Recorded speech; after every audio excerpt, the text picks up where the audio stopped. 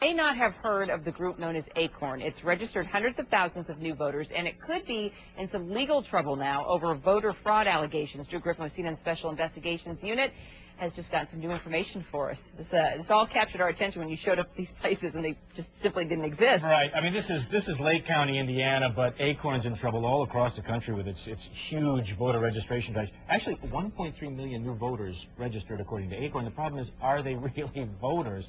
Up in Lake County, Indiana, they're finding out they are not. Some 5,000 applications came in, all filled out by ACORN, and there they are. They went through the first 2,100 of them, every single one of them fraudulent. And I want to show you here how they know. Okay. All right. So these are the ladies that have to go through it. Here are some of the samples they gave me. Take a look at this one. Here is Bob States, Tara Strongs, and Shay Bones, all signing on the same day. Obviously, these are all the same person filling out the same signatures. If you just look at the S's, that's one. Okay. So that's all fake. Here's Levy McIntosh. Levy McIntosh. He registered to vote. Let me get the date here. It's 8108. You get that, Robert? Let me get my hand out of the way. 8108. He registered to vote in Lake County. The problem is, Levy died. Levy died on November 16th of 2007. All right, so it's going to be very hard for him to vote, let alone register to vote as a new voter in Lake County. So that's obvious fraud. And here is the other one that they gave me as a clear example. It's kind of funny.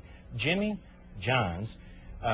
And this street address. Jimmy John's is actually a sub shop named Jimmy John's. Did you go get a sub? I went there and I looked for a voter. I didn't get a sub. Yeah.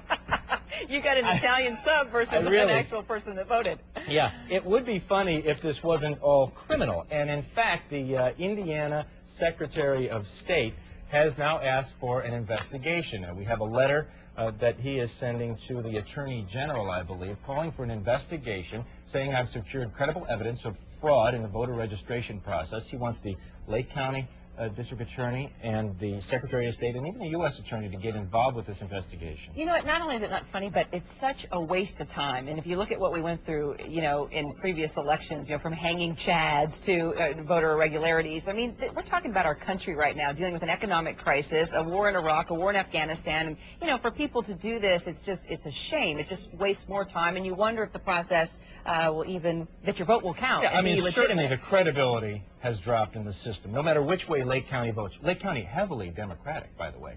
Which way it votes, either side now is going to have ammunition to say, oh, there's probably voter fraud. And keep in mind, those ladies that we showed who checking through, right, fraudulent or not, legally they have to check and verify every single one of these. So they are working 12, 14-hour days up there just trying to verify what they already know is fake. Now, what does ACORN say about this? I talked with their attorney in Boston. He tried to defend this in two ways. Number one, saying we hired some bad apples. And number two, that actually it's the government's fault. Take a listen. These employees, many of our employees, are very, very dedicated. Most of our employees are dedicated to getting people registered in their communities so their communities can participate in democracy.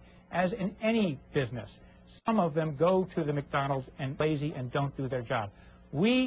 Our quality control fires these people. We fire them. That's what we can do. What we also can do, how many we could fire?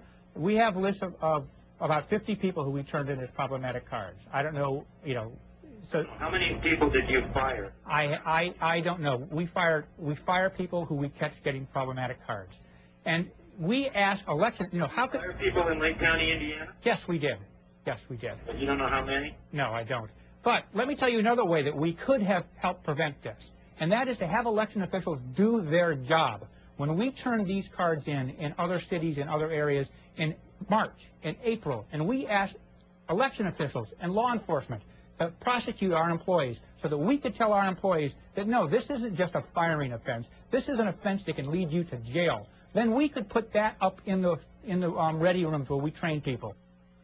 I was on the phone during that conversation, but really couldn't explain why 5,000 of these turned in, 2,100 so far fake. They're going to go through the rest of the 2,900. It's not just like 50 mistakes. I mean, we're talking thousands of... Right, and all dumped or placed in the registrar's office on the last few days before the deadline ended.